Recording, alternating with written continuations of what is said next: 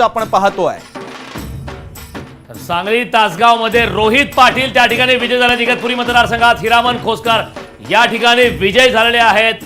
सांगली तासगाव खरं तर शुभम प्रतिष्ठेची लढाई होती। रोहित पाटील हे मैदानात उतरले होते आणि तासगाव मध्ये आता रोहित पाटील हे विजय झाल्याचं पाहायला मिळते। सांगली तासगाव विधानसभा मतदारसंघात रोहित पाटील हे पहिल्यांदा विधानसभेच्या आखाड्यात उतरले आणि त्यांनी आता विजयाचा गुलाल उधळलाय। एकंदरीत सध्या महायुती 224 ठिकाणी विजयी। विधानसभा निवडणुकीमध्ये 11 विधानसभा मतदारसंघ असताना जामनेर मतदारसंघ या मतदारसंघाकडे संपूर्ण राज्याचं लक्ष लागलेलं होतं आणि संकटमोचक जे म्हटलं जातात ते 7व्यांदा विजयी झालेले आहेत।